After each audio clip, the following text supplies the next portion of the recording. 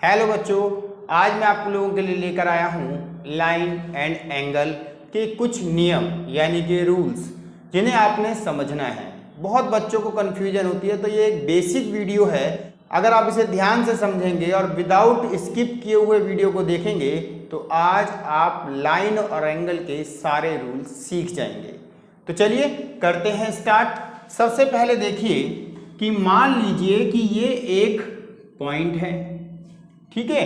अब ये पॉइंट जो है यहां से हम कुछ भी चीज खींच सकते हैं, मतलब एक प्रकार से ये स्टार्टिंग पॉइंट हो गया, यानी कि ये प्रारंभिक बिंदु हो गया, ठीक है जी। एक मैंने यहां पर एक और पॉइंट ले लिया, ठीक है जी, और इसका मतलब ये इसका एंडिंग पॉइंट हो सकता है या ये स्टार्टिंग हो सकता है और ये एंडिंग हो सकता है। तो इसका मतलब अगर मैं इसे ज्वाइन करता हूं, ठीक है, अगर मैं इसे ज्वाइन करता हूं और एक और पॉइंट ले लेते हैं चलो, और उसे भी मैं ज्वाइन करता हूं, ठीक है।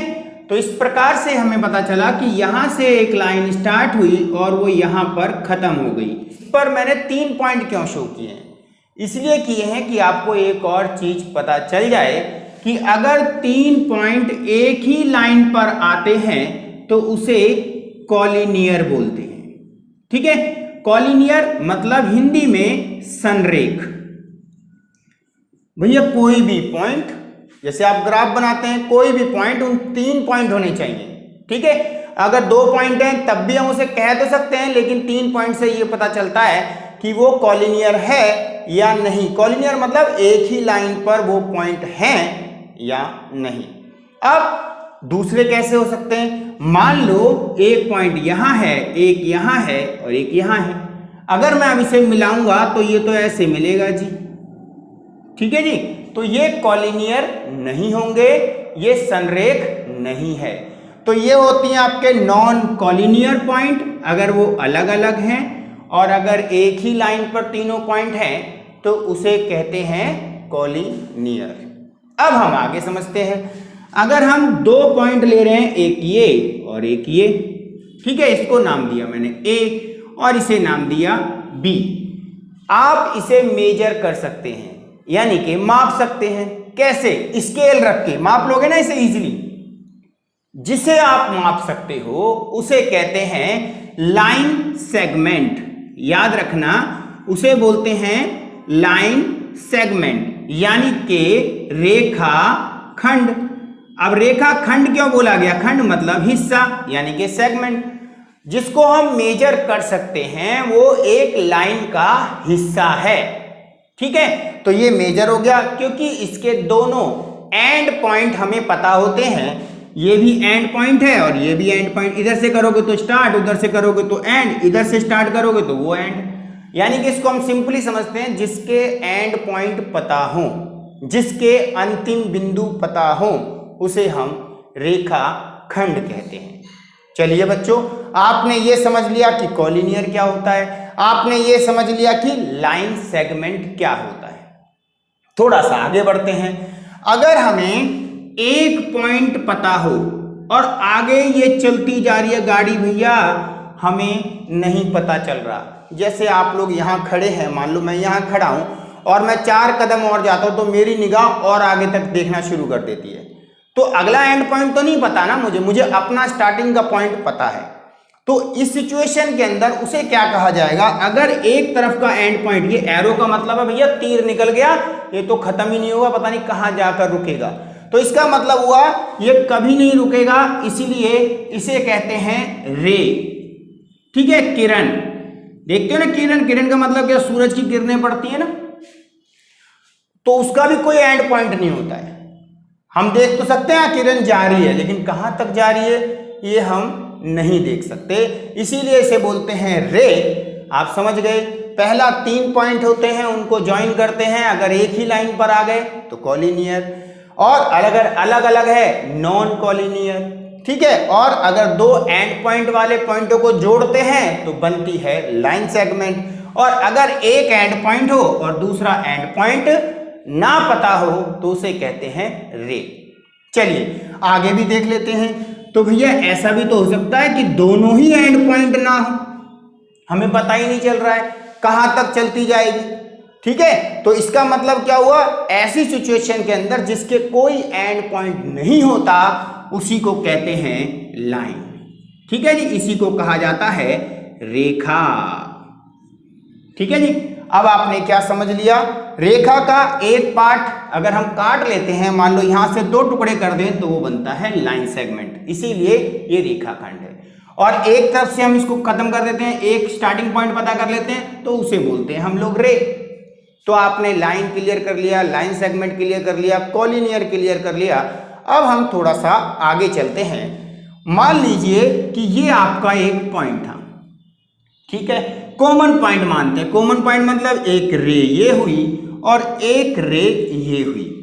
ठीक है जी, कॉमन क्यों, क्योंकि दोनों रे इसी पॉइंट से हैं, दोनों किरण यहीं से खींची गई हैं। तो इसका मतलब हुआ, इसको मैंने नाम दिया, यहां से एक इधर खींच दिया और एक इधर खींच दिया, तो इसने क्या किया, इसने मिलकर बनाया एक एंगल।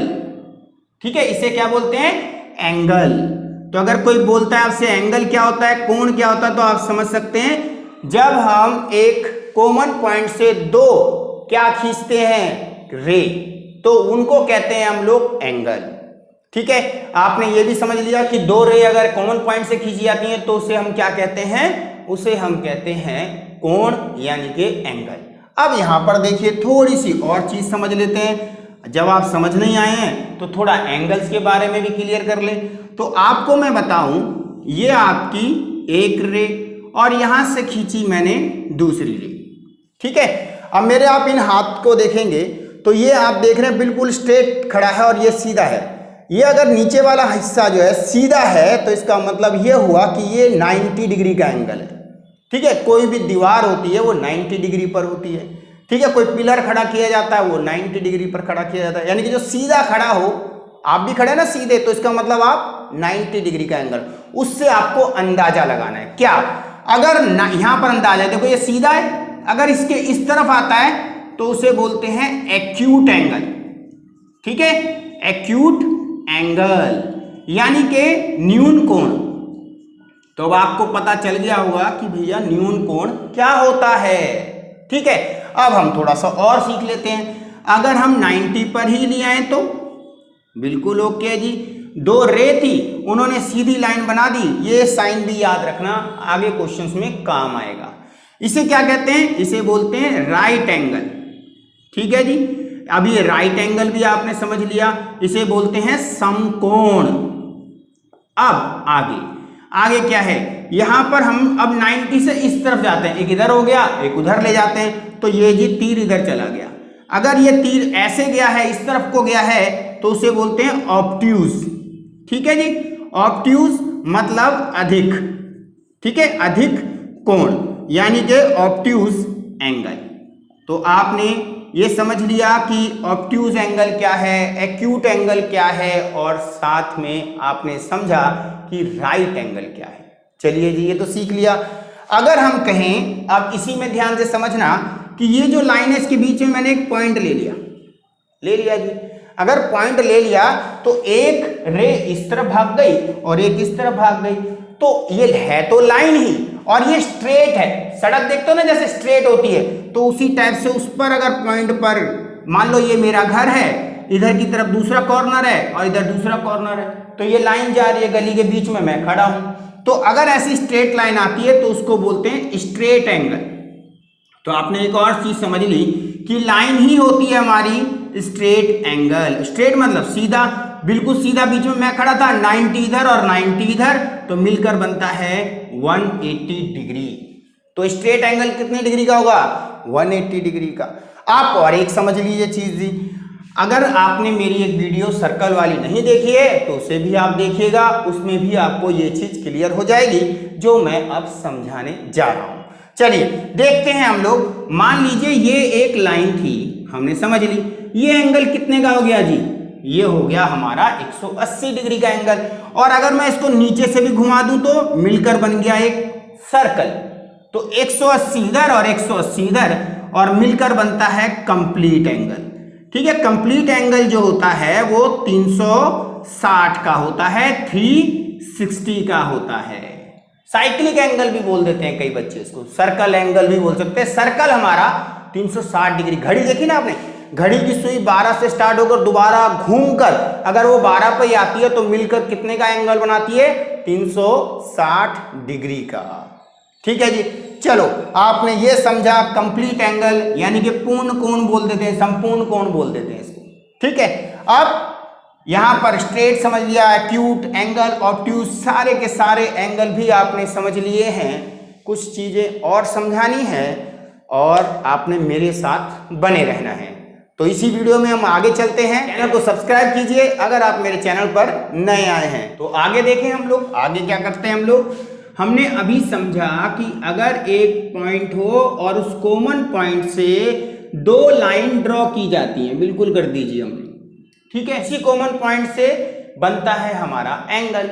लेकिन अगर इसके बीच में से, ठीक है, अगर हम बीच में से एक और लाइन खींच देते हैं तो कॉमन पॉइंट इसका ये हुआ, एंगल के कॉमन पॉइंट से अगर एक अनदर लाइन, एक और रेखा खींची जाती है तो उसे बोलते हैं एडजेसेंट एंगल। याद रखना, एडजेसेंट एंगल जरूरी है आपको समझना। क्यों?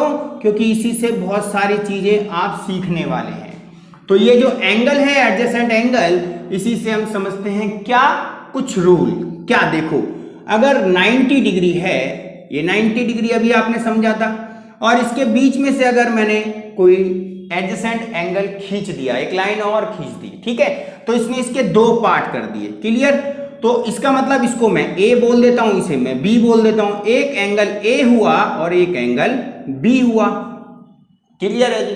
तो इन दोनों का सम कितना होगा? इन दोनों का सम होगा आपका 90 डिग्री, क्योंकि है तो पूरा 90 ना, आधा हिस्सा ये, आधा नहीं, मतलब एक पार्ट उसके पास है, एक पार्ट उसके पास है।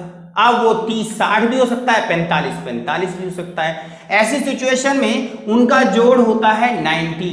तो अगर ऐसे हम देखते हैं तो उसे बोलते हैं कॉम्प्लीमेंट्री एंगल। तो कॉम्प्लीमेंट्री एंगल कौन सा होता है जी? जहां पर दो एंगल को जोड़कर 90 आ जाए।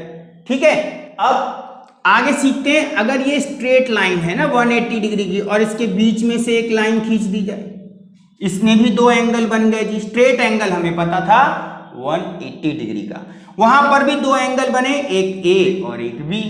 ऐसी सिचुएशन में इन्हें बोलते हैं हम एंगल ए और बी का अगर हम सम करते हैं वो आता है 180। और रूल कौन सा लगता है ये जरूरी है समझना, उसे कहते हैं सप्लीमेंट्री एंगल। ठीक है जी, ये सप्लीमेंट्री एंगल भी आपने समझ लिया कि सप्लीमेंट्री क्या होता है, जब दो एंगल को जोड़कर 180 आता है। ठीक है, और साथ में आपने क्या समझा, अगर दो को जोड़कर 90 आता है उसे बोलते हैं कॉम्प्लीमेंट्री एंगल। चलिए, बहुत कुछ सीख रहे हैं आप लोग। ठीक है, अब आगे देखिए, आगे क्या सीखते हैं हम लोग। आगे सीखते हैं, ये हमारा एक एंगल बना। ठीक है जी, ये एंगल हमारा इतना हो गया। अगर मैं इसको पूरा घुमा दूं तो मिलकर तो ये सर्कल ही बनाएगा ना, पूरा अगर कंप्लीट कर दूं तो। और अगर मैं कंप्लीट ना करूं तो इधर वाला पार्ट क्या कहलाएगा? इधर वाला पार्ट देखिए, अगर मान लो ये आपका एंगल ए है, या सिंपल लैंग्वेज में समझ लो 30 डिग्री है, तो आपको पता है कि पूरा सर्कल कितने का था? हमने सीखा था कंप्लीट एंगल कितने डिग्री का था? कंप्लीट एंगल था 360 डिग्री का। तो जाहिर सी बात है, अगर मैं उधर वाला पार्ट निकालना चाहता हूं, लेकिन उसे बोलते क्या हैं? उसे बोलते हैं रिफ्लेक्स एंगल। ठीक है, रिफ्लेक्स एंगल। और रिफ्लेक्स एंगल इसका मतलब ये हुआ, कैसे निकलता है ये? 360 में से हम उसी एंगल को माइनस कर देते हैं। क्लियर हुआ? एंगल हमारा ए था, नाम देना चाहो तो ए बी सी आप दे सकते हो। किसी भी एंगल का अगर रिफ्लेक्स निकालना है तो 360 में से उसी एंगल को माइनस कर दो तो आपका रिफ्लेक्स आ जाता है। कॉम्प्लीमेंट्री को बेटा बोलते हैं पूरक कोण, इसे संपूरक कोण, ठीक है, और इसे बोलते हैं प्रतिवर्ती कोण। तो आप लोगों ने ये नाम याद रख लेने हैं, जो हिंदी मीडियम के बच्चे हैं वो भी सीखें। ठीक है, और दूसरों को शेयर भी करें। तो चलिए, आपने देखो एडजेसेंट एंगल समझ लिया, कॉम्प्लीमेंट्री समझ लिया, सप्लीमेंट्री समझ लिया। इसी से मिलता जुलता एक और रूल समझ लेते हैं जो सबसे ज्यादा यूज होगा। उसे हम क्या कहते हैं जी? ये है हमारी लाइन और यहां पर है हमारा पॉइंट। एक हमने यहां खींच दिया, यहां ए और ये तो सेम है जी। हाँ बिल्कुल सेम है, और इसको जोड़कर आता है आपका 180, और इसे बोलते हैं हम लीनियर पेयर। ठीक है जी, लीनियर पेयर। अब रैखिक युग्म क्लियर हो गया। रैखिक युग्म का रूल भी आप लोग सीख गए, लेकिन इसमें एक और खासियत है, अगर ये लाइन है, यहां पर भी लाइन है और यहां पर भी ये लाइन है, तो उन सबका जोड़ भी 180 ही होगा, उसे भी आप लीनियर पेयर से कर सकते हैं। ठीक है, लेकिन यहां पर क्या है, यहां सप्लीमेंट्री में सिर्फ 2 ही एंगल होते हैं, तो डिफरेंस समझ में आ गया होगा। लीनियर पेयर का रूल सबसे ज्यादा यूज किया जाता है, आगे आप लोग देखेंगे भी, उस रूल को समझेंगे भी। तो थोड़ा सा आगे चलते हैं और देखते हैं कि आखिर और कौन कौन से रूल सीखने वाले हैं आप लोग। तो चलिए यहां पर देखिए भैया, ये एक लाइन है और ये लाइन मिल गई, और मिलकर इन्होंने एक दूसरे को एक जगह पर काट दिया। ठीक है, अगर हमने काट दिया तो क्या होगा, देखिए यहां से हम देखें तो ये शेप ऐसी है, और यहां से देखें तो ये हम शेप ऐसी समझते हैं, और यहां पर देखो अगर मैंने मिला दूं तो है तो ये लगभग इसके जैसी। देखो यहां से अगर मैं इसको मिला दूं तो इसको मैं जो समझाता हूं, इसको जो मैं समझाता हूं उसे बोलता हूं मैं डमरू। डमरू देखा ना शिव जी का, वो डमरू के अंदर का बीच में जहां से हम पकड़ के उसको हिलाते हैं, तो इसका मतलब जो बीच वाला पार्ट है वो हमारा ये है। तो इसके इधर वाले पार्ट और इधर वाले पार्ट को आपने समझना है। जब 2 लाइन इंटरसेक्ट करती हैं, एक पॉइंट पर प्रतिच्छेद करती हैं किसी बिंदु पर, तो उसके 2 पॉइंट यानी कि चोंच सी मिल रही है ना इधर को, तो इधर भी एक चोंच निकली है और एक इधर को निकली है। देखिए ये वाला एक पार्ट जो है, तो इसे बोलते हैं वर्टिकली अपोजिट एंगल। ठीक है, इसको आपने समझ लेना, vertically opposite angle, opposite angle यानी कि सिंपल में VOA। ठीक है, वर्टिकली को तो इधर भी मिल रही है जी, इधर भी मिल रही है बिल्कुल, यानी कि A B के बराबर होगा और C D के बराबर होगा। इसको बोला जाता है वर्टिकली अपोजिट एंगल। बहुत आराम से समझा आपने, और अगर आपने रियल में समझ लिया है तो आगे चलने से पहले जिसने अभी तक सब्सक्राइब नहीं किया है वो सब्सक्राइब जरूर करे। वीडियो अभी कंटिन्यू होने वाली है, अगला टॉपिक और लेकर आ रहा हूं मैं आपके लिए। तो बच्चे स्किप किए बिना अभी तक वीडियो देख रहे हैं, वो बहुत कुछ सीखेंगे आज। ठीक है, आगे उनको प्रॉब्लम नहीं आने वाली है। चलो करते हैं स्टार्ट। तो हम लोग देखते हैं कि भैया हमने अभी समझा कि 2 लाइन एक दूसरे को इंटरसेक्ट करती हैं, तो वहां पर बनता है वर्टिकली अपोजिट एंगल, जिसे बोलते हैं शीर्षा अभिमुख कोण, जिसके शीर्ष मिलते हैं। ठीक है, तो मैंने कहा था A बराबर है B के। ठीक है, अब मैं कहता हूं जी प्रूव करके दिखाओ। आपसे बोल दिया गया भैया ये प्रूव कर दो, कैसे बोल दोगे आप कि भैया ये बराबर है? करेंगे, आप सीखने तो आए हैं, खेल खेल में ही सीखना है हमने। जो रूल हमें याद है उसको यूज कर सकते हैं। कौन से रूल याद है? हमें प्रूव करना है कि एंगल A जो है आपका वो एंगल B के इक्वल है। अगर एंगल A B के इक्वल है तो हम कैसे करेंगे? हम यहां पर एक पॉइंट ले लेते हैं, उसका नाम देते हैं हम X। ठीक है, अब आप देखिए क्या ये एक सीधी लाइन है? आप इस पे हाथ रख लीजिए, देखिए इसको मैंने हाथ रख लिया तो आपको एक लाइन नजर आ रही होगी। ठीक है, अगर ये लाइन है तो हमने अभी सीखा A प्लस एक्स बराबर 180।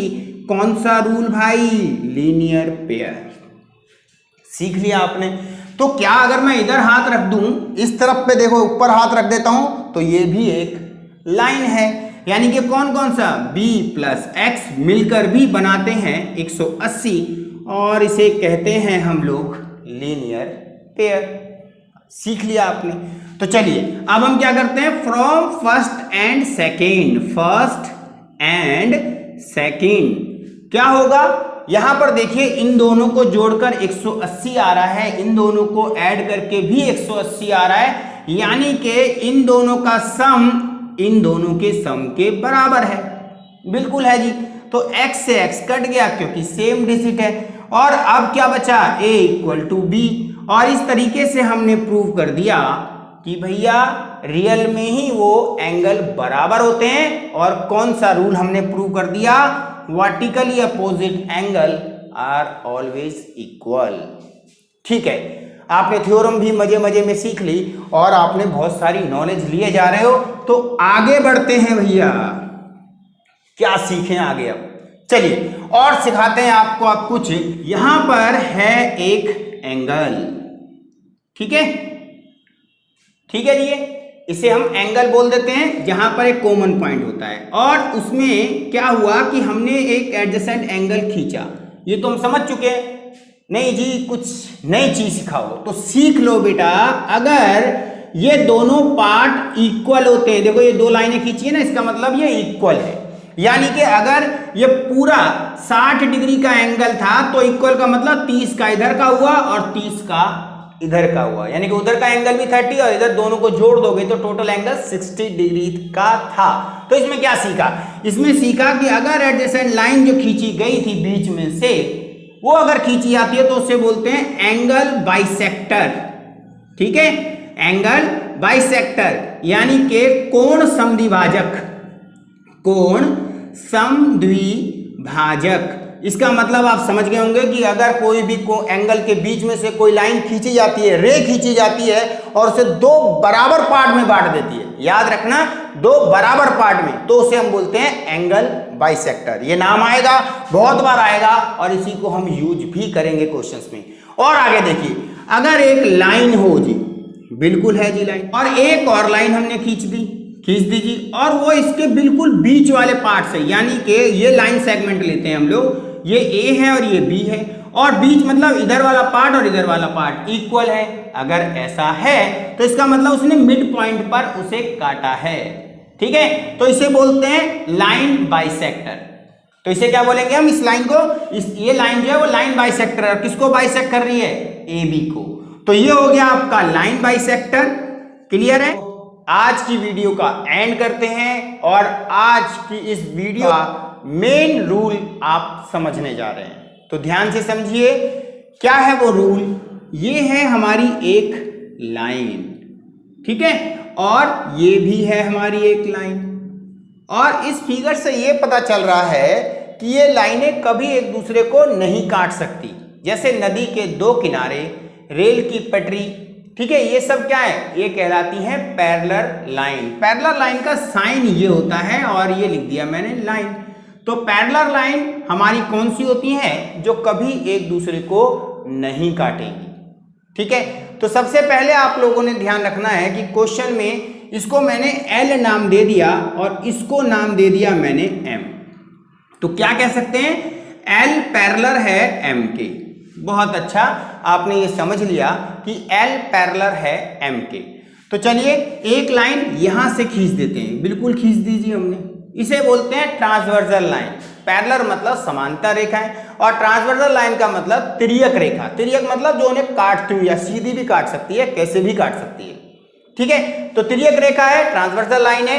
अब इसमें क्या समझना है? अगर दो पैरेलल लाइन को एक लाइन अलग से आकर काटती हुई चली जाती है, जैसे आप समझ लो नदी के ऊपर हमने फ्लाईओवर बनाया, देखते हो ना आप लोग, पुल बना दिया, तो उस सिचुएशन के अंदर कुछ ऐसी फिगर बन जाएगी।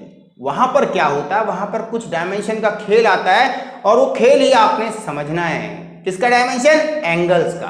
तो हम उसी को देखते हैं कि क्या है वो एंगल का खेल, आज हम समझेंगे। ये एंगल है क्या? हाँ जी है, क्योंकि ये कॉमन पॉइंट है और दो रे जा रही है, तो इसको हमने नंबर क्या दिया? 1, ठीक है। गिनती से समझते हैं, आसान लगेगा। ये कोई गिनती वैसे है नहीं, एंगल है ये, ठीक है। अब यहां पर देखिए, इसको नंबर हमने क्या करा? 2। क्या ये इस वाली L लाइन के ऊपर है? हाँ, और ये M लाइन के ऊपर है, ठीक है। और एंगल 1 इक्वल होगा एंगल 2 के। ये रूल समझना है। क्या समझा आपने? अगर दो एंगल ट्रांसवर्सल लाइन के एक तरफ, देखो इस तरफ लाइन के ऊपर है, कहां पर है? लाइन के ऊपर, तो उस चीज को हम बोलते हैं कॉरस्पॉन्डिंग एंगल। क्या बोलते हैं? Corresponding angle. तो याद रखना, कॉरस्पॉन्डिंग एंगल आपके जो होते हैं वो इक्वल होते हैं। कॉरस्पॉन्डिंग एंगल क्या होते हैं? इक्वल। अब कॉरस्पॉन्डिंग एंगल क्या है? जो लाइन के ऊपर बन रहे हैं, एक ही साइड बन रहे हैं। क्या यहां पर भी ऐसा ही है जी? कुछ ये मैंने 3 नंबर दे दिया और ये मैंने 4 नंबर दे दिया। देखिए, क्या उधर की तरफ ये भी दो एंगल है और दोनों लाइन के ऊपर है? यस। अगर हैं तो इसका मतलब भैया यहां पर भी रूल लग रहा है। कौन सा? कॉरस्पॉन्डिंग एंगल का।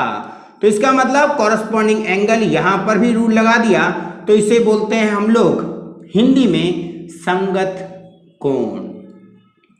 हो गया क्या? नहीं, अभी तो हमने लाइन के ऊपर सीखा है। क्या लाइन के नीचे भी ऐसे रूल लग सकता है? बिल्कुल लगेगा। ये 5 नंबर और ये 6 नंबर, देखो दोनों लाइन के नीचे है। ध्यान दीजिए, एक ही तरफ दोनों लाइन के नीचे है, यानी कि एंगल 5 इक्वल है एंगल 6 के, ये भी कॉरस्पॉन्डिंग एंगल है।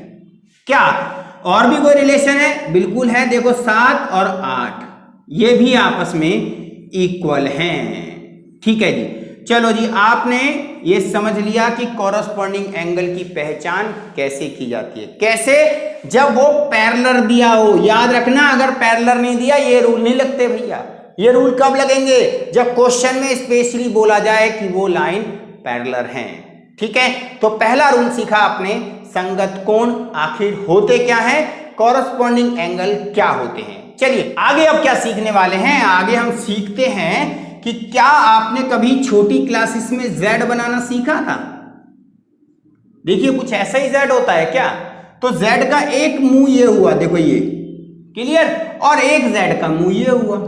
बिल्कुल समझ में आ रहा होगा। यहां पर देखिए ऐसे ऐसे घुमाओगे, ऐसे उल्टा भी क्या घुमा सकते हैं? घुमा सकते हैं जी। हमें तो सिर्फ एक लॉजिक लेना है, हमें तो सिर्फ एक लॉजिक लेना है जिसकी हेल्प से हम इस एंगल को सीखेंगे। तो देखिए उल्टा जेड हो चाहे सीधा जेड हो, उनके मुंह में जो एंगल फंसते हैं। अब उनके मुंह में कौन फंसा? देखिए यहां से मैंने स्टार्ट करा और ऐसे मूव कर रहा हूं, ऐसे नीचे आया और इधर मूव कर गया, तो यहां देखा तो ये फंस गया। ठीक है, ऐसे घूमा तो ये फंस गया।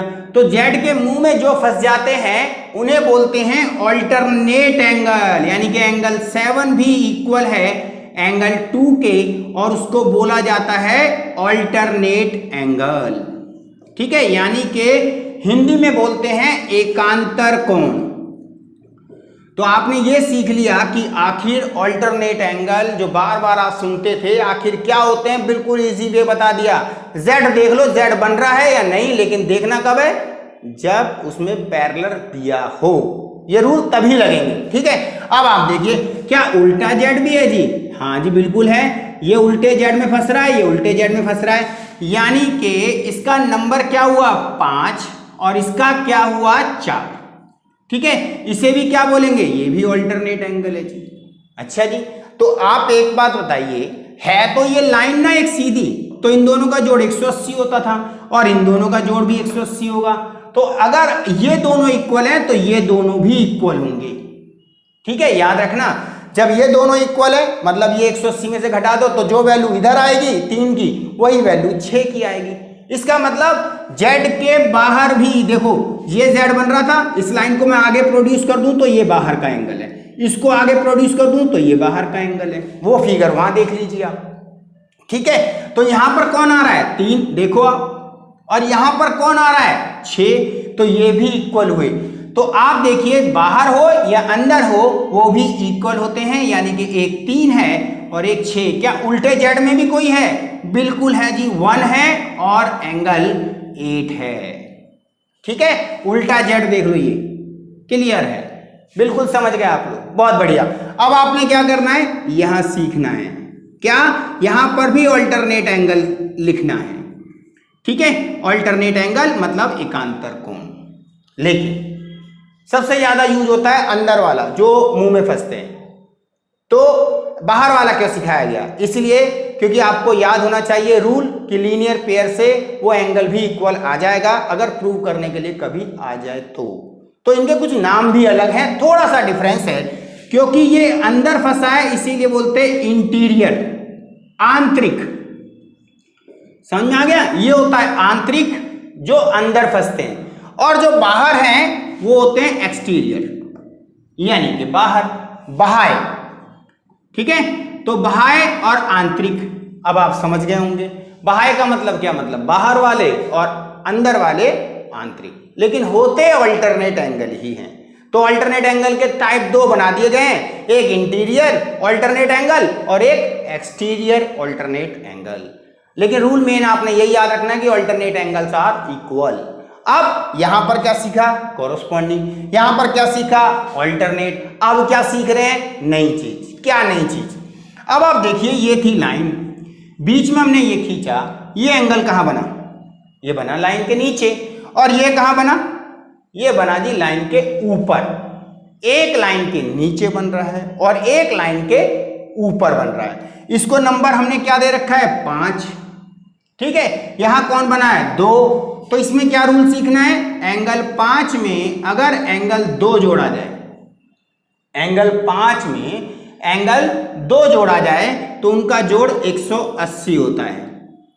ठीक है, इसे बोलते हैं सम ऑफ इंटीरियर अपोजिट एंगल। ये एंगल का साइन लगा दिया मैंने। ठीक है, यानी कि आंतरिक सम्मुख कोणों का योग, आंतरिक सम्मुख कोणों का योग। चलो जी, ये हो गया जी आपका, अगर अंदर के दो कोण एक ही साइड, याद रखना एक ही साइड मतलब इधर, तो इस तरफ के जो दो एंगल एक लाइन के नीचे और एक लाइन के ऊपर, उन्हें जोड़कर 180 आता है। ये भी आपने सीख लिया है। और वहां रूल कौन सा लगता है, आंतरिक सम्मुख कोण, यानी कि इंटीरियर अपोजिट एंगल। चलिए, अब क्या उस तरफ भी ऐसा ही है, बिल्कुल है। तो हमने वो भी समझ लिया, एंगल 7 प्लस एंगल 4 का सम भी 180 होगा और रूल यही लगेगा। इस लाइन का मतलब समझ गए। अब कई बच्चे महान है ना हमारे पास, वो क्या करते हैं, मैंने वहां बोला था ना संख्या नहीं है, वो क्या करते हैं, मैं बोलूंगा एंगल 5 प्लस एंगल 2 तो कहेंगे जी एंगल 7। अरे भैया, वो एंगल है, वो सिर्फ नाम दिया गया है, वो कोई डिजिट नहीं है, वो जुड़ नहीं सकते। ये भी एक सिंगल एंगल है, ये भी एक अलग एंगल है, जैसे हमारे एक्स और वाई नहीं जुड़ सकते। क्लियर है, ये चीज भी आप लोगों ने समझ ली होगी। और जिन्होंने समझ लिया वो चैनल को सब्सक्राइब कीजिए, लाइक बटन को दबाना मत भूलिएगा। और साथ में एक काम कीजिए बच्चों, आपने स्कूल के जो भी बच्चे हैं जिनको ये चैप्टर नहीं समझ में आता है, उनको ये वीडियो जरूर दिखाइए, उनकी बहुत बड़ी हेल्प होने वाली है। और मेरी वीडियो को ज़्यादा से ज़्यादा लोगों तक पहुंचाने की कोशिश कीजिए। जो मैं एम लेकर आया हूं वो डिस्क्रिप्शन में लिखा है, आप उसे पढ़ सकते हैं। चलिए, मिलते हैं नेक्स्ट वीडियो में, जिसमें मैं कुछ नया सिखाऊंगा और आप सीखेंगे, वो भी खेल खेल में।